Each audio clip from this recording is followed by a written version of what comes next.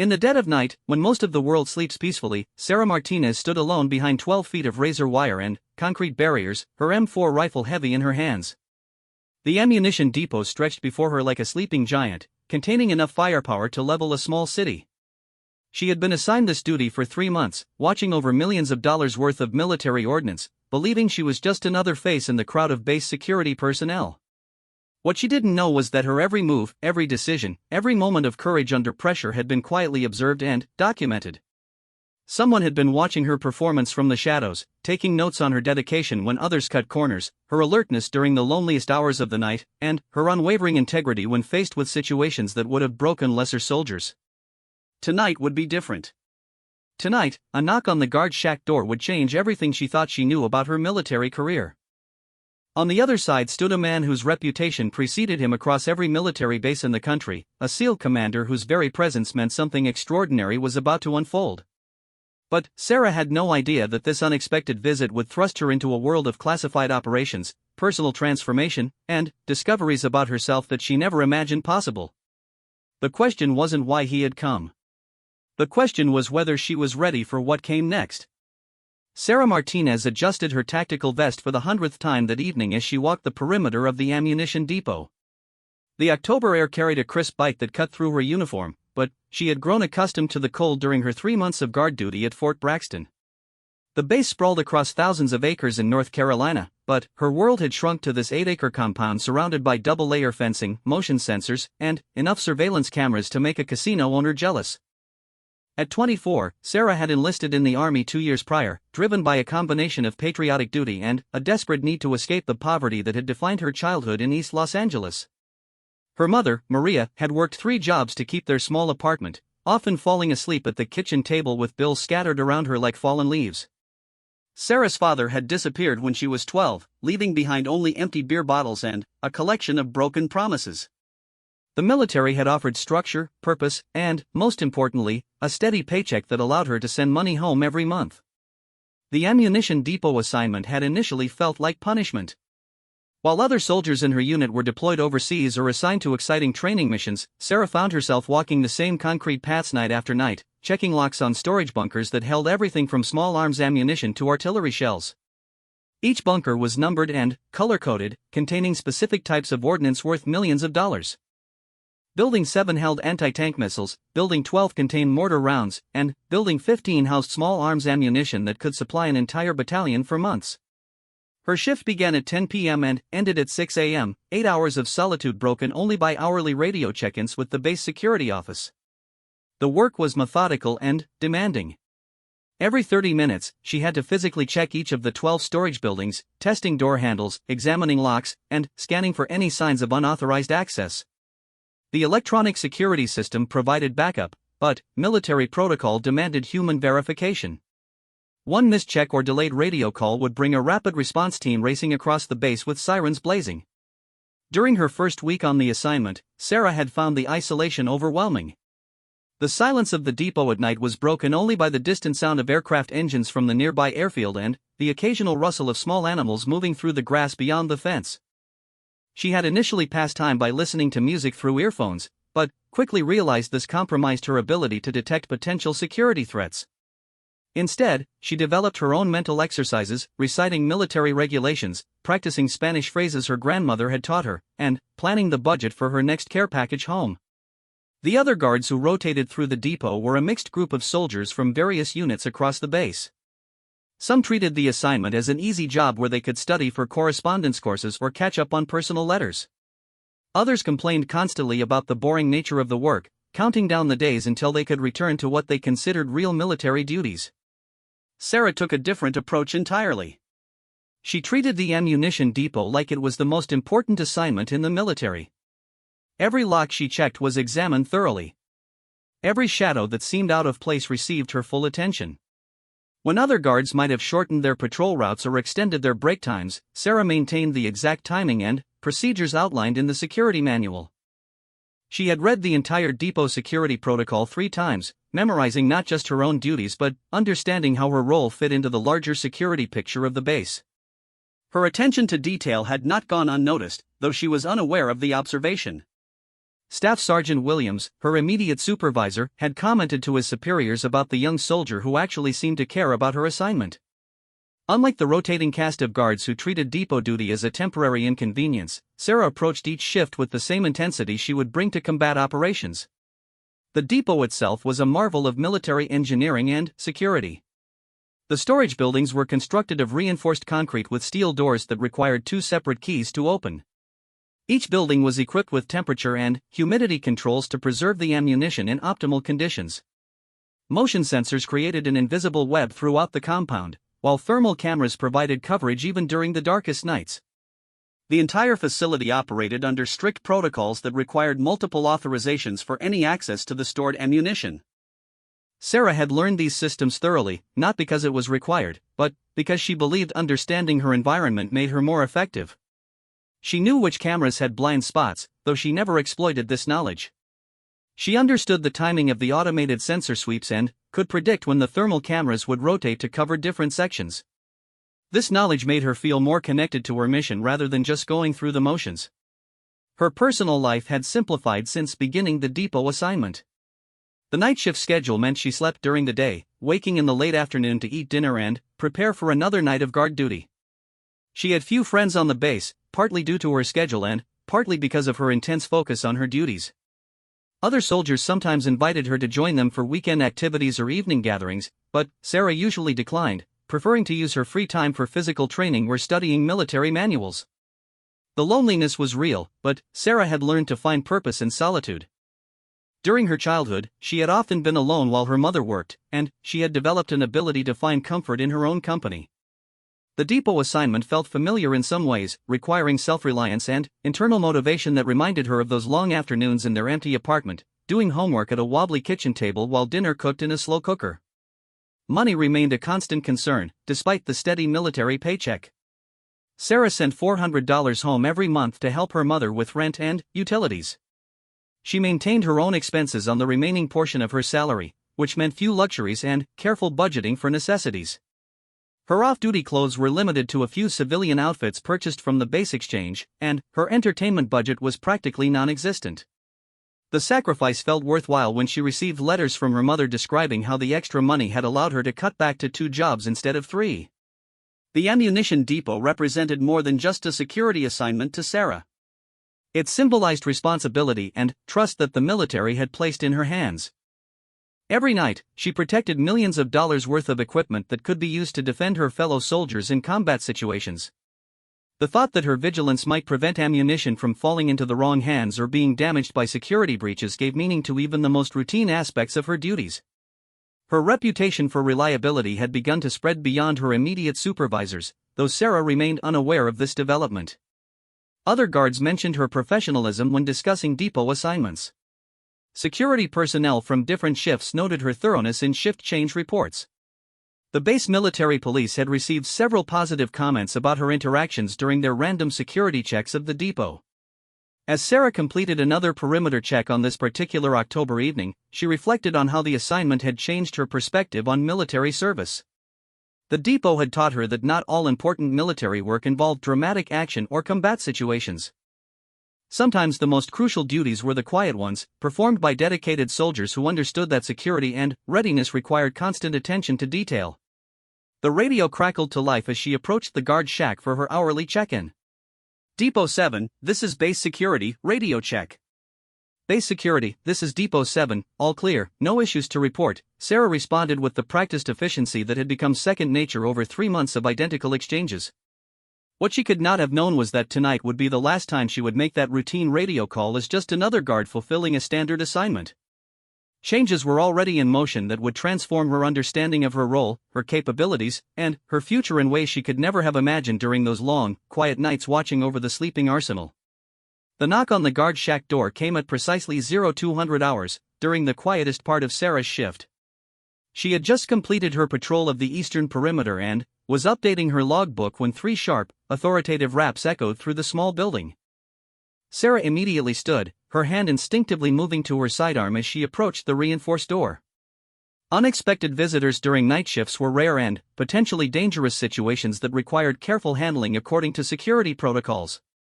Through the bulletproof glass window, Sarah could see the silhouette of a tall man in military uniform.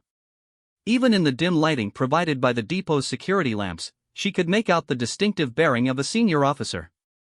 His posture was ramrod straight, and he stood with the kind of confident stillness that spoke of extensive combat experience.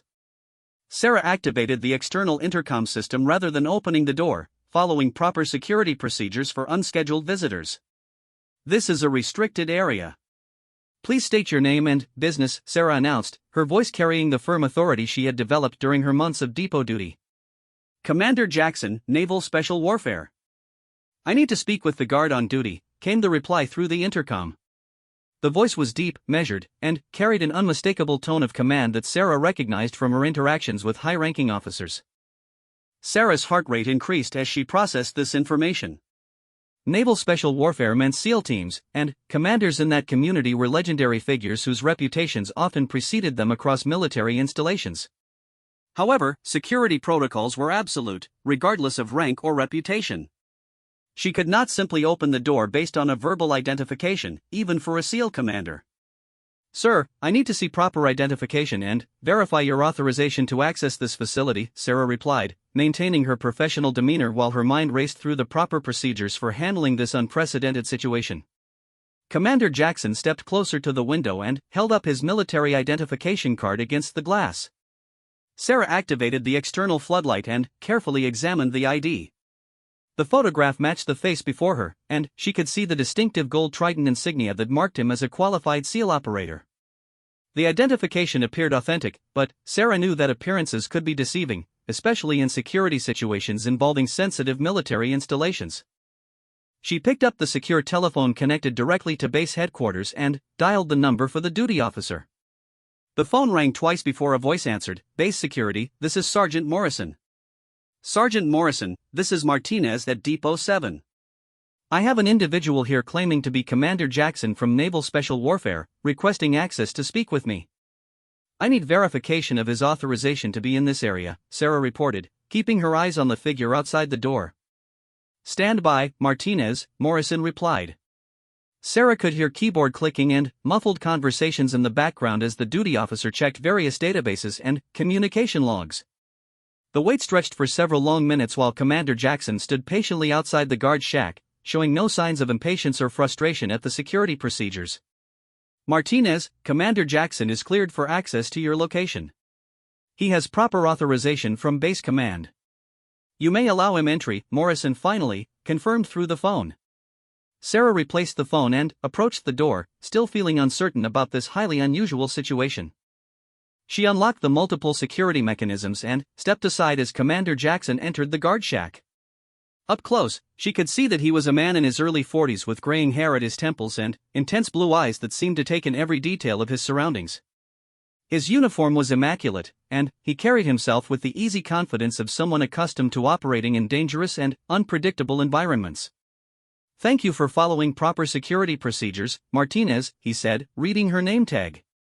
"I know this is an unusual situation, and I appreciate your attention to protocol." Sarah stood at attention, unsure of the proper response to this unprecedented visit. "Sir, how can I assist you?" Commander Jackson looked around the guard shack, taking note of Sarah's meticulously organized duty station. Her logbook was filled out in precise handwriting, her equipment was properly maintained and positioned, and the entire space reflected the same attention to detail she brought to her patrol duties. He nodded slightly, as if confirming something he already suspected. "At ease, Martinez. I'm here because your performance over the past 3 months has been brought to my attention," he began, his tone becoming more conversational while retaining its authority. "Several people have commented on your approach to this assignment." Sarah felt a mixture of pride and anxiety at this statement. She had worked hard to excel at her duties, but she had no idea that anyone outside her immediate chain of command had taken notice. The fact that a SEAL commander had personally come to speak with her suggested that her performance had implications she had never considered. "I always try to do my best, sir," Sarah replied, uncertain about where this conversation was heading but determined to maintain her professionalism. "Your best has been impressive," Commander Jackson continued. "Your supervisors report that you have never missed a security check, never been late for a shift, and never filed an incomplete or inaccurate report. More importantly, you have demonstrated initiative and attention to detail that goes well beyond the minimum requirements of this position." He paused, studying Sarah's reaction to his words. She remained standing at attention, but he could see the questions forming in her eyes. "What I'm about to discuss with you is classified, and you will need to sign additional security documentation before we continue. Are you willing to proceed?" Sarah's mind raced through the possibilities of what this conversation might entail. The presence of a SEAL commander, the mention of classified information, and the unusual circumstances of this meeting suggested that her life was about to change in ways she could not predict. However, her response came without hesitation. "Yes, sir. I'm willing to proceed." Commander Jackson reached into his uniform pocket and withdrew a folded document. "This is a non-disclosure agreement that covers our conversation tonight and any future interactions related to what we discuss. Take your time reading it, and ask any questions you might have." Sarah accepted the document and read through it carefully. The language was dense with legal terminology, but the basic message was clear: she would be legally bound to maintain secrecy about information shared during this meeting and any related activities. The penalties for violation were severe, including potential court-martial and federal criminal charges. "Sir, may I ask what this is about before I sign?" Sarah inquired, wanting to understand what she was committing to while still showing respect for the commander's authority. "You may ask, and I can provide some general information," Jackson replied. "We have been observing your performance here at the depot because we are always looking for soldiers who demonstrate exceptional reliability, integrity, and attention to detail. Your 3 months of exemplary duty have indicated that you might be suitable for more challenging and sensitive assignments." The implications of his words began to sink in for Sarah. Special operations units were known for recruiting from across all branches of the military, seeking individuals who possess not just physical capabilities but also the mental toughness and moral character necessary for extremely demanding missions. The thought that she might be considered for such opportunities was both thrilling and intimidating. "What kind of assignments, sir?" she asked, though she suspected he could not provide specific details until after she signed the agreement. "The kind that require absolute trust and perfect execution under pressure," Jackson answered. "The kind that can make a real difference in protecting our national security and the safety of our fellow service members." Sarah looked down at the document in her hands, understanding that signing it would represent a turning point in her military career. Everything she had worked toward during her time at the depot had led to this moment, though she had been unaware of the scrutiny and evaluation taking place around her. The guard shack fell silent except for the humming of electronic equipment and the distant sound of wind moving through the fence surrounding the depot. Outside, the ammunition storage buildings stood like silent sentinels in the darkness, containing the firepower she had spent months protecting. Inside the small building, a decision waited that would determine whether her future would continue along its current path or venture into territory she had only imagined. Commander Jackson waited patiently, showing no signs of pressure or impatience while Sarah considered her options. His presence filled the small space with an energy that spoke of important decisions and significant consequences. Whatever he represented, whatever opportunities he might offer, Sarah sensed that this conversation would define the trajectory of her military service and possibly her entire life. The weight of the decision felt enormous, yet Sarah found herself thinking of her mother working multiple jobs, of the poverty she had left behind, and of the sense of purpose that had drawn her to military service in the first place. She had always wanted to make a difference, to contribute something meaningful to causes larger than herself. Looking up at Commander Jackson, Sarah reached for the pen he had placed on her desk and signed her name at the bottom of the non-disclosure agreement. Commander Jackson collected the signed document and placed it carefully in his uniform pocket before settling into the chair across from Sarah's desk. The atmosphere in the guard shack shifted as he transitioned from formal military protocol to something more resembling a conversation between colleagues, though the underlying authority of his position remained unmistakable. "Martinez, what I'm about to tell you will probably surprise you," he began, leaning forward slightly.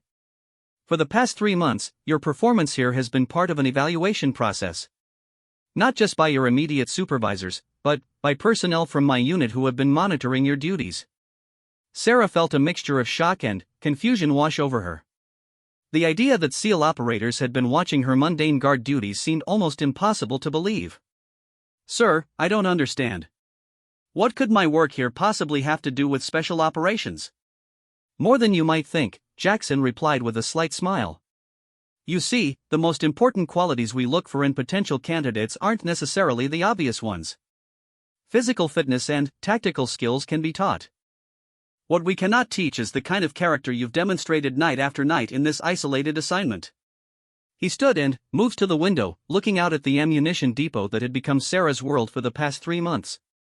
Every successful special operations mission depends on people who will do their job correctly even when no one is watching, even when the task seems boring or unimportant, even when they could easily cut corners without consequences. What you've done here demonstrates that kind of reliability. Sarah processed this information, trying to reconcile her perception of herself as just another soldier doing routine guard duty with the commander's description of surveillance and evaluation. "Sir, how are you monitoring my performance?" "Various methods," Jackson answered, returning to his seat.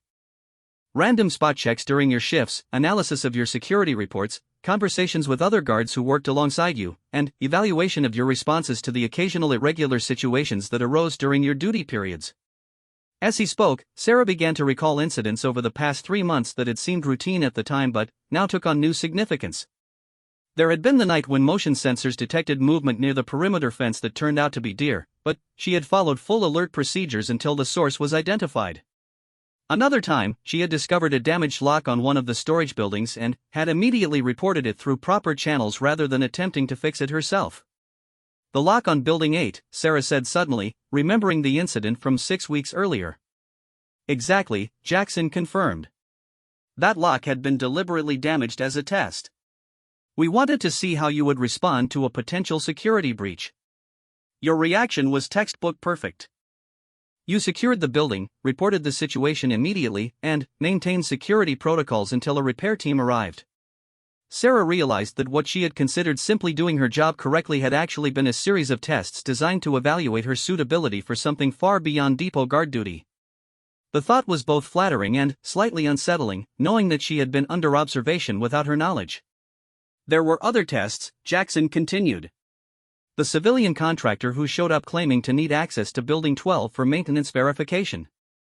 You properly refused entry and required him to return during normal business hours with proper authorization.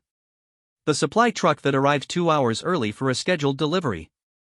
You followed protocol and made the driver wait until the proper time window." Each example he provided brought back memories of situations where Sarah had simply followed the rules as she understood them, never suspecting that her responses were being carefully evaluated.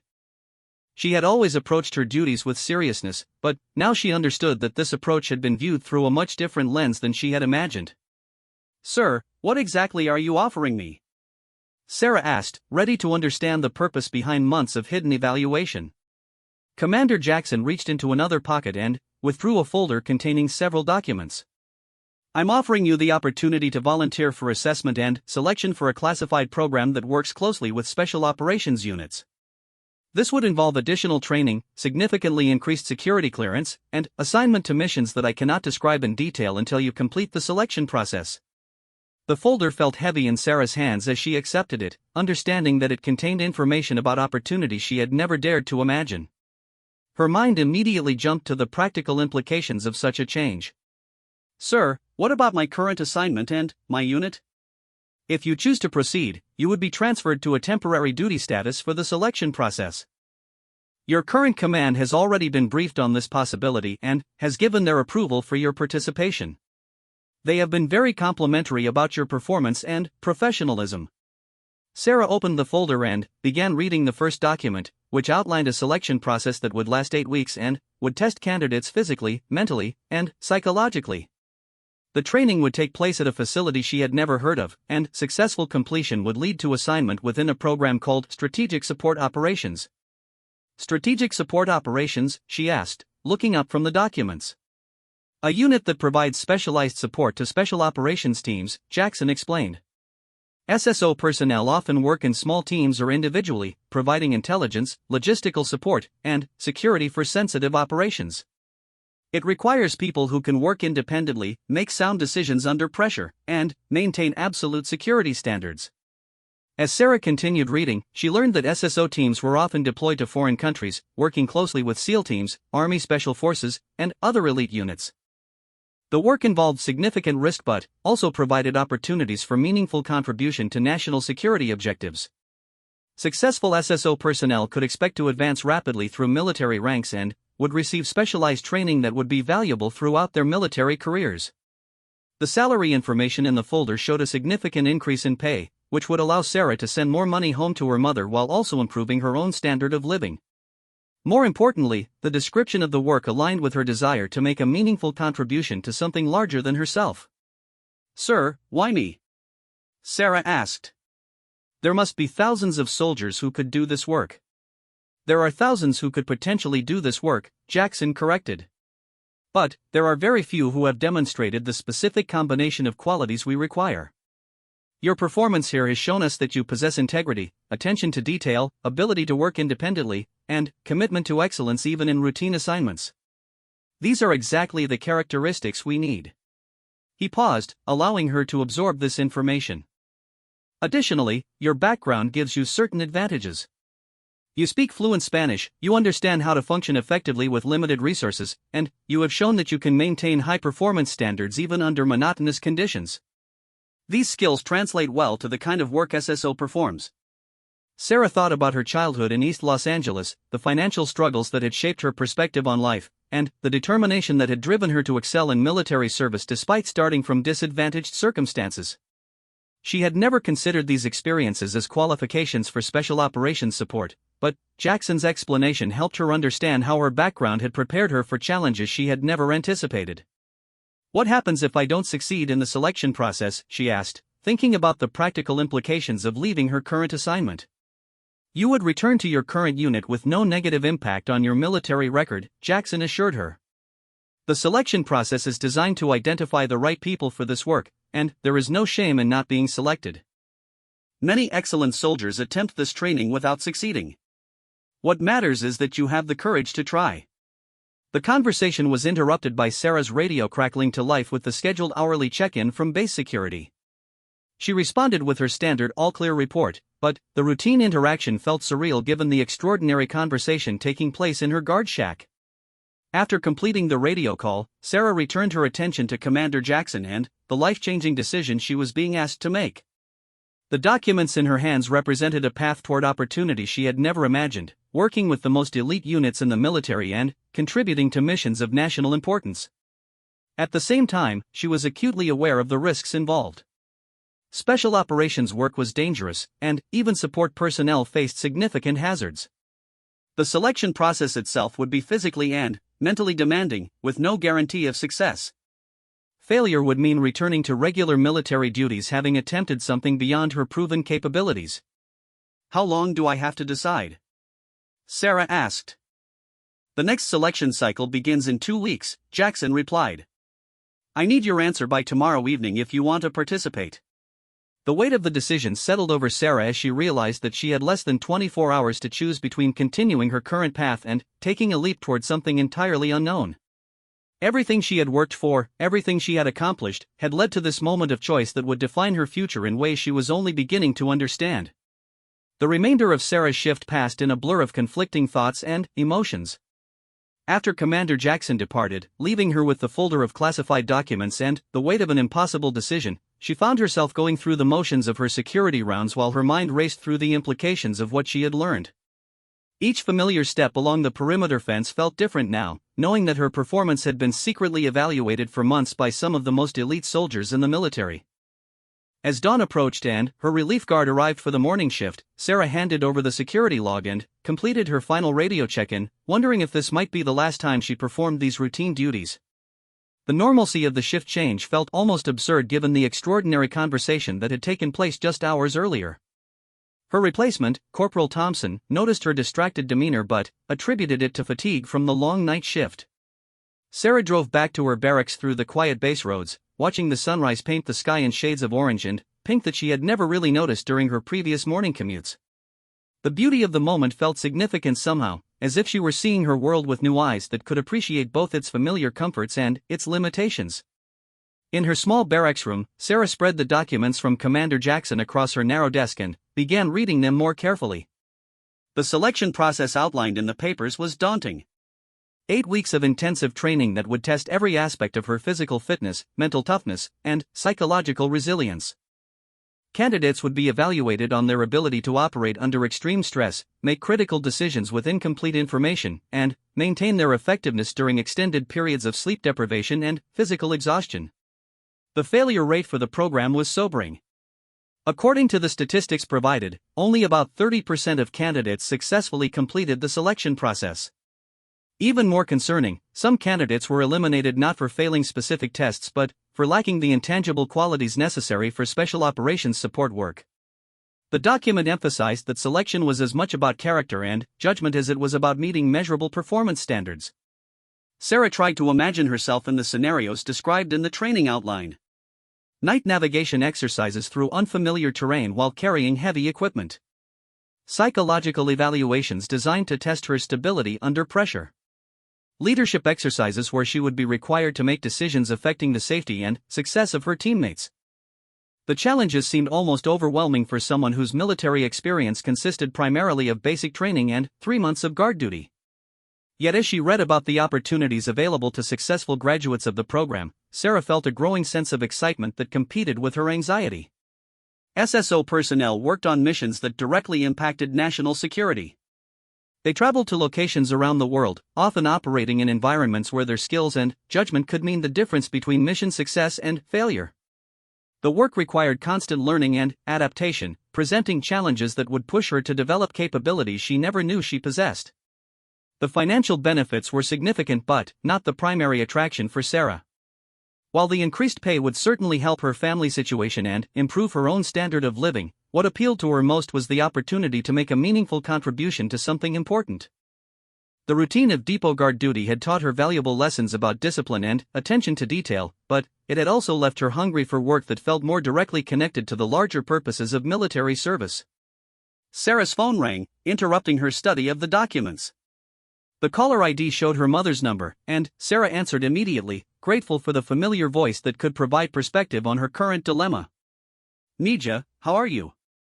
You sound tired," Maria Martinez observed with the intuitive awareness that mothers develop after years of listening to their children's voices. "I'm okay, Mama.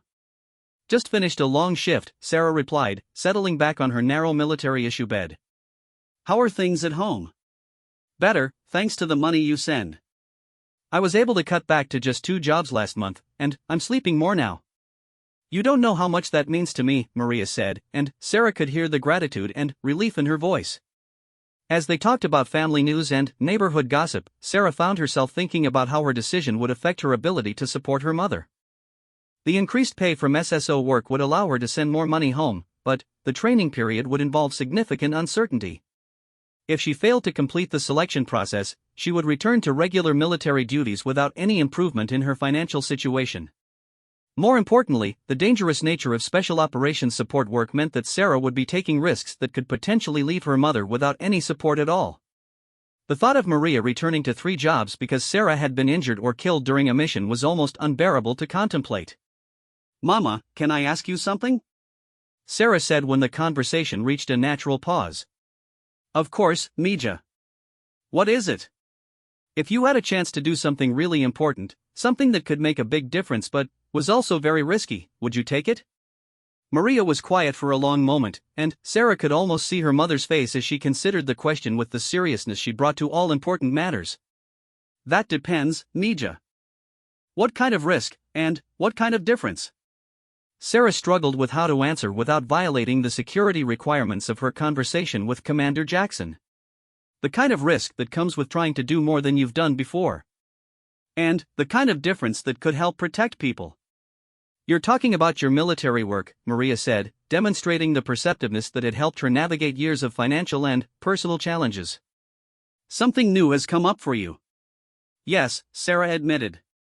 "Something that could change everything about my career, but also something that could be very difficult and dangerous." Maria was quiet again, and Sarah could hear the sound of traffic in the background, suggesting that her mother was walking to or from one of her jobs. "Mija, when your father left us, I had to decide whether to give up or to fight for something better. It would have been easier to give up, to accept that our life was always going to be a struggle. But I chose to fight because I wanted you to have chances that I never had."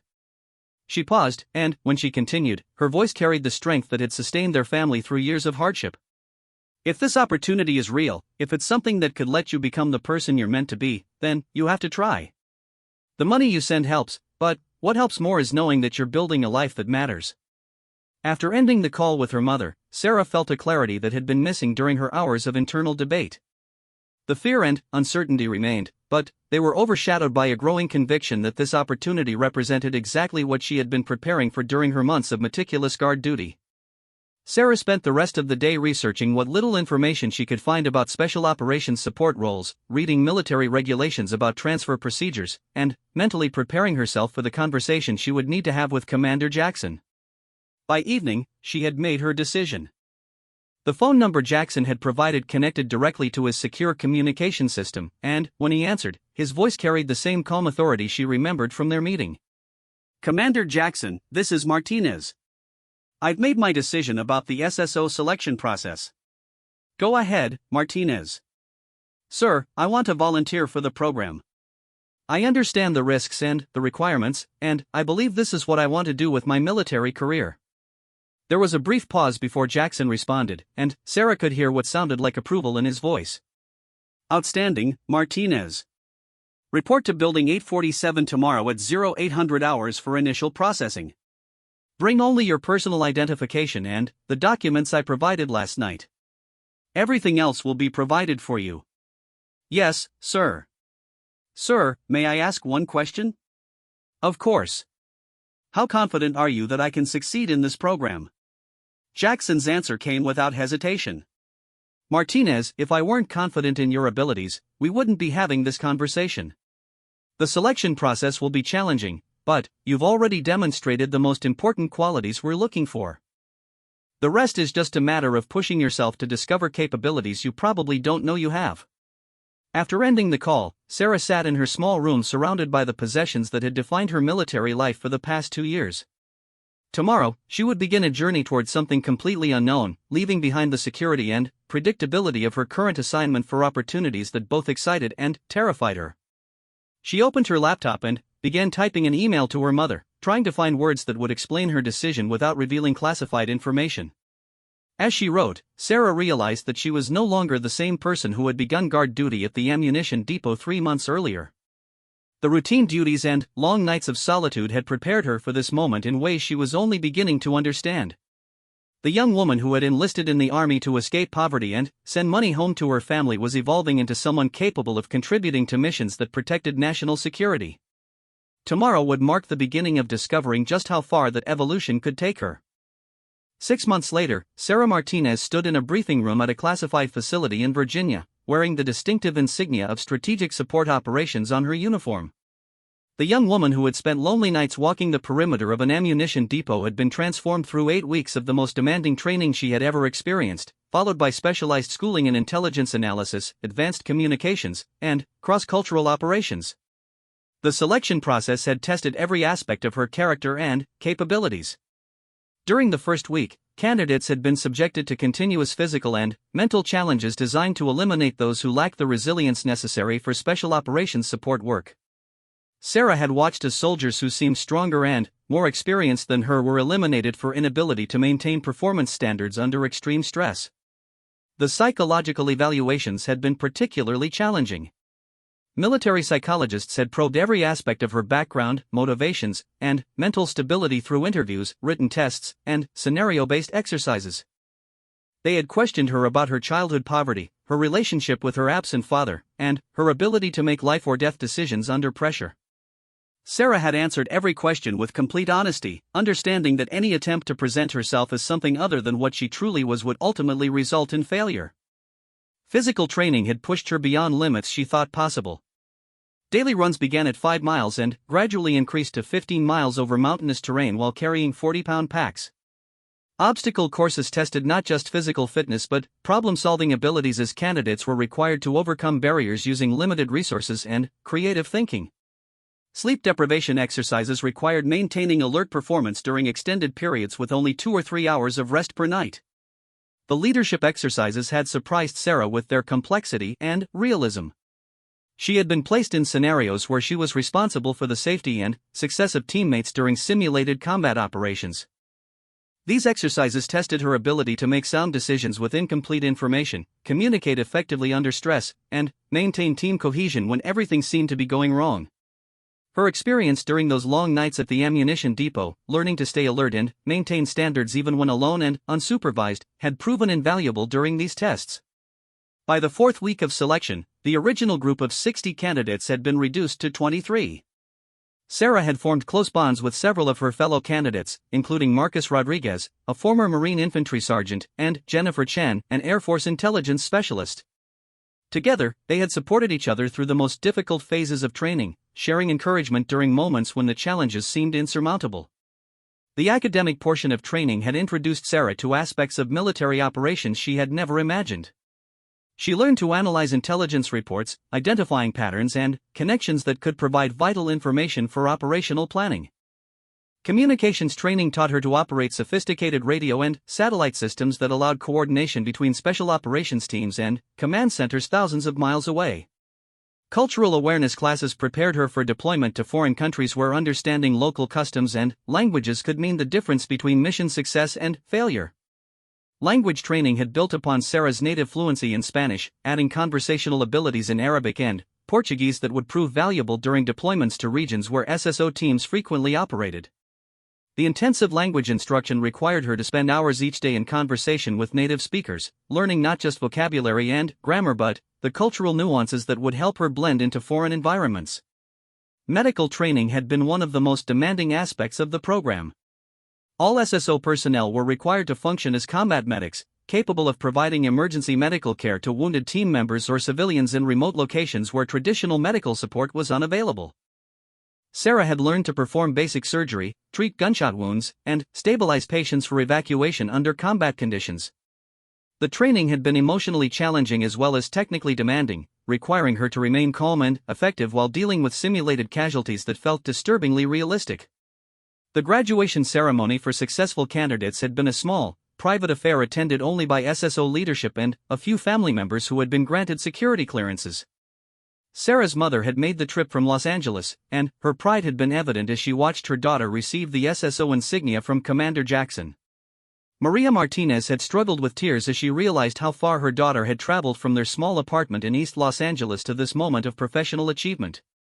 Following graduation, Sarah had been assigned to SSO Team 7, a 5-person unit that specialized in providing support for SEAL operations in Central and South America. Her fluency in Spanish and her ability to operate effectively in resource-limited environments made her particularly valuable for missions in these regions. The team leader was Master Sergeant David Williams, a veteran of numerous deployments who had specifically requested Sarah for his team based on her performance during training. Her first deployment had taken the team to Colombia, where they provided intelligence support for a joint operation targeting drug trafficking networks that were funding terrorist organizations. Sarah's role had involved establishing communication networks in remote jungle locations, coordinating with local government forces, and analyzing intelligence gathered from various sources. The mission had lasted 3 weeks and had required her to operate for extended periods without contact with base headquarters, making decisions that affected the safety of both her team and the SEAL units they were supporting. The success of that first mission had established Sarah's reputation within the SSO community as a reliable and capable operator. Her attention to detail, which had been developed during months of ammunition depot guard duty, proved invaluable when setting up communication equipment that had to function flawlessly in challenging environmental conditions. Her ability to remain calm under pressure, demonstrated during numerous training exercises, had helped her team navigate several unexpected complications during the operation. The financial benefits of SSO service had transformed Sarah's family situation in ways she had never imagined possible. The significant increase in her military pay, combined with hazardous duty bonuses for overseas deployments, allowed her to send enough money home for her mother to quit all of her jobs and return to school to complete the nursing degree she had abandoned years earlier. Maria Martinez was now only months away from graduation and had already received job offers from several hospitals in the Los Angeles area. More importantly for Sarah, the work provided the sense of purpose and meaningful contribution that she had sought when enlisting in the military.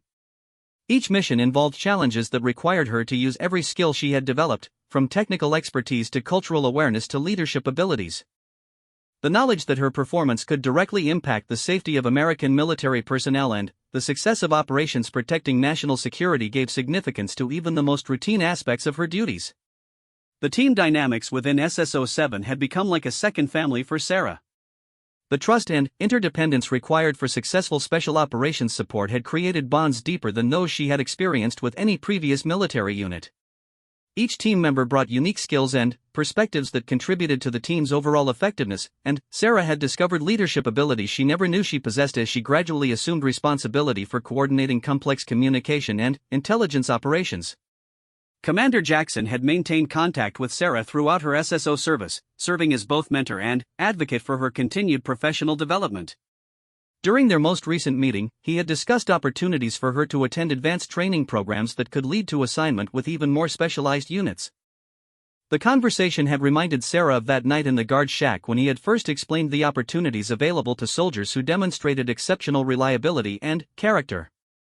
As Sarah prepared for her team's next deployment, this time to Southeast Asia where they would support operations against human trafficking networks, she reflected on the journey that had brought her from those lonely nights at the ammunition depot to her current position as a trusted member of an elite military unit. The transformation had required her to discover capabilities she had never known she possessed, but it had built upon foundations that had been established during those months of routine guard duty when no one was watching except for the evaluators she never knew were there. The young woman who had once worried about her mother working 3 jobs to pay rent was now in a position to provide financial security for her family while serving her country in ways that had direct impact on global security operations. The disciplined approach to mundane tasks that had characterized her performance at the ammunition depot had evolved into expertise in complex operations that took her to some of the most dangerous and sensitive locations in the world.